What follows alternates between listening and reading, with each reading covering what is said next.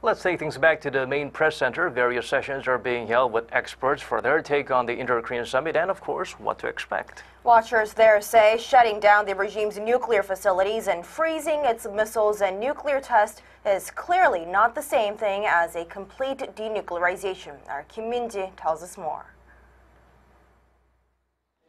The eyes of the world will be on the Korean Peninsula on Friday as the leaders of South and North Korea sit down for talks. What kind of agreement comes out of the meeting and to what extent it differs from previous deals is of a particular interest, especially with a summit between North Korea and the U.S. in the works. Declaring an end to the war could be difficult this time around, but I do expect agreements on things like preventing war on the Korean Peninsula and ending hostilities.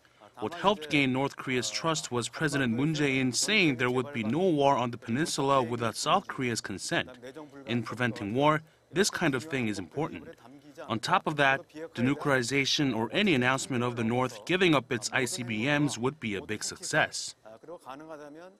But there have been doubts about the North's true intentions with its sudden change of stance.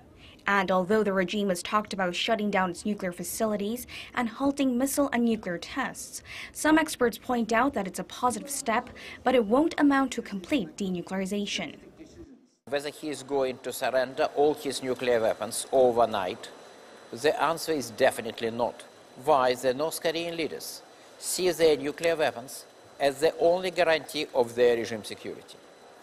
But it seems that facing a very strong and sometimes I would say excessively strong reaction from Trump administration, he has decided to slow down and reverse his course.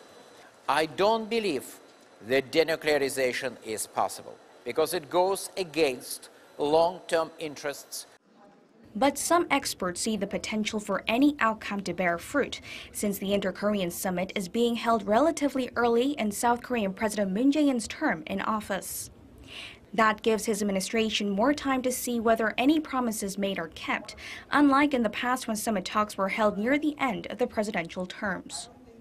But it also means more responsibility on Seoul's part.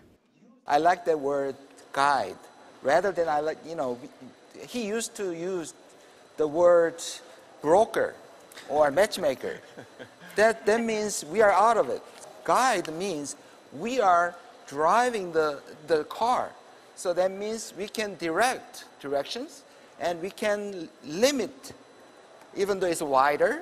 So in that sense, after this Inter-Korean summit, to have cooperation and to guide U.S. and to explain North Korean intention to him. What's for sure is that Friday's summit should be used as a means to build trust that's been lost over the years on provocations and sanctions, and that it's the start of many more summits with North Korea to come. Kim Min-ji, Arirang News.